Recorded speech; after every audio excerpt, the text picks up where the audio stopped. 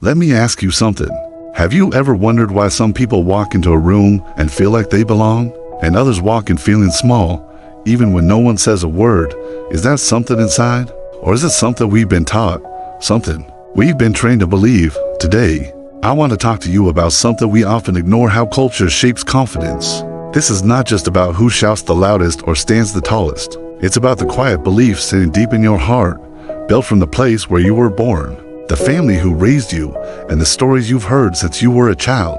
Confidence, for many of us, didn't start in us. It started around us. Let's go back to when we were kids. Think about it. What did people say when you tried something new? Did they clap for you, or did they say, "Don't try too hard, stay quiet"? Well, that's not for people like us. That voice still lives in your head, doesn't it? Culture is powerful. It gives us identity, love, protection. But sometimes it also gives us limits. It says, be small. It says, don't stand out. It says, don't dream too big. And that's where many of us lose our confidence before we even get a chance to build it. You see, confidence is not just about how you feel in the moment. It's about what you believe you deserve. And that belief comes from what you've been told again and again by your environment. Some cultures raise their kids to speak up. Others teach their kids to stay silent. Some teach children to try and fail proudly. Others teach that failing means shame. So when we look in the mirror and wonder why we feel unsure, the answer is not always "I'm not good enough." Sometimes the real answer is "no one ever told me I could be." Let me say that again for someone who needs to hear it. No one ever told me I could be. But here's the truth. Culture is not your final limit. It's just your starting point. You have the power to look at your own beliefs and ask, does this serve me? If not, you can choose to leave it behind. That's not easy. You may feel like you're betraying your people, your roots, but you're not. You're honoring them in the highest way by becoming your best self, the one they never had the freedom to become. Let's break this down further. Let's talk about 3 major ways culture shapes our confidence. The words you grew up with. Were you told you're smart? Or were you told you're always wrong? Words become beliefs. Beliefs become identity.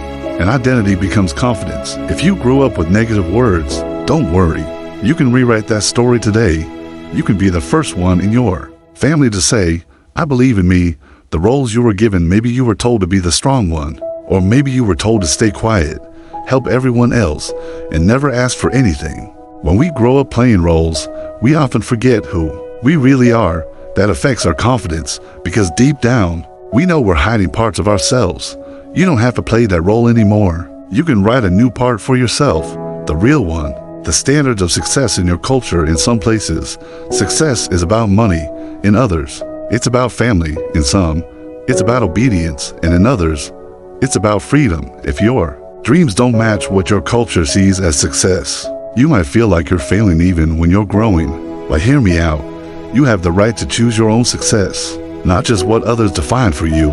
Confidence grows when you stop chasing their version of success and start building yours. Now you might be asking, how do I rebuild my confidence? If my culture never gave it to me, let me give you 5 simple but powerful steps. 1. Become aware. Notice the stories you were told. Write them down. Ask, is this true for me? Awareness is the first key. 2. Challenge the old beliefs. Just because it came from your family or community doesn't mean it's your destiny. You can honor them and still walk a different path. 3. Surround yourself with new voices. If no one in your circle speaks courage, find new voices, books, podcasts, mentors, friends, people who remind you of your worth. 4. Take one brave step. Confidence doesn't come before action. It comes from action. One step, even a small one. Speak, try, fail, stand up again. 5. Speak kindly to yourself. You were once a child who was told to stay small. Now, you're an adult who can speak power over that child. Tell yourself, I'm allowed to grow. I'm allowed to speak. I am not less than anyone. Let me in with this. You are not your culture. You are the creator of your story. Take the good from where you came from, yes. But don't let the old fears stop the new version of you from rising.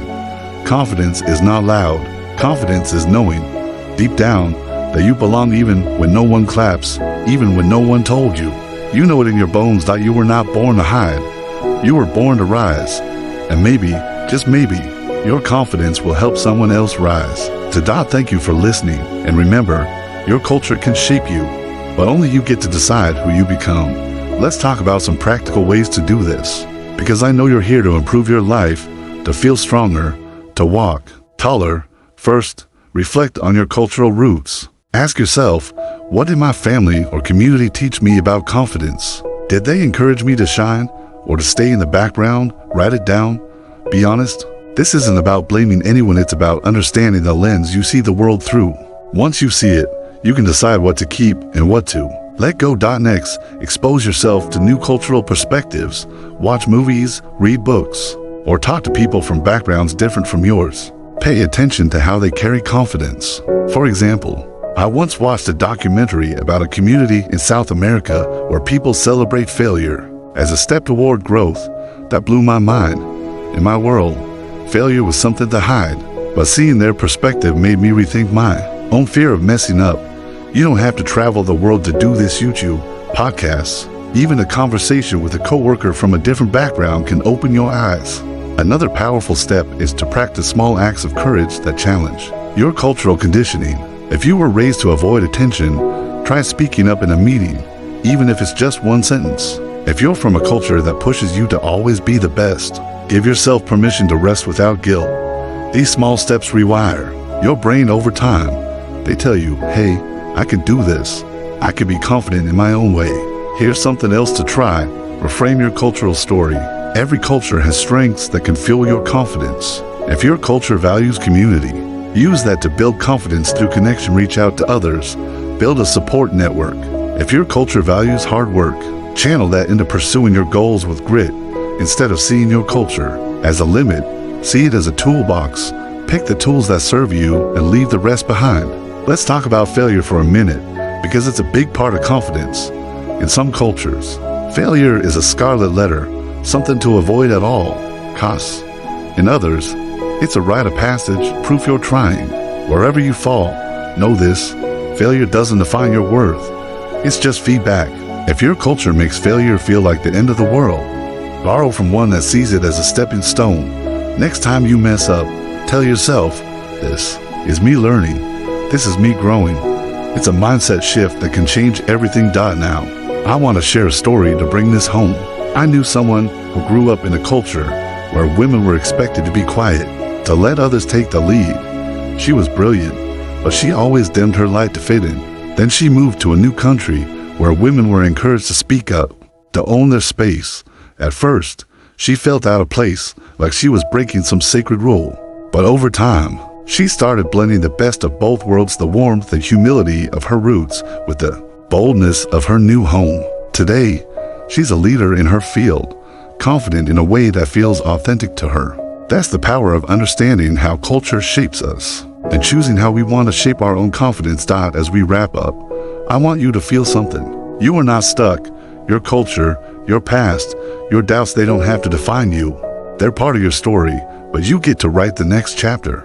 Confidence isn't about being loud or perfect or fitting someone else's mold. It's about knowing your worth, owning your voice, and showing up as you unapologetically. So take one step today. Maybe it's reflecting on your cultural roots. Maybe it's trying something that scares you.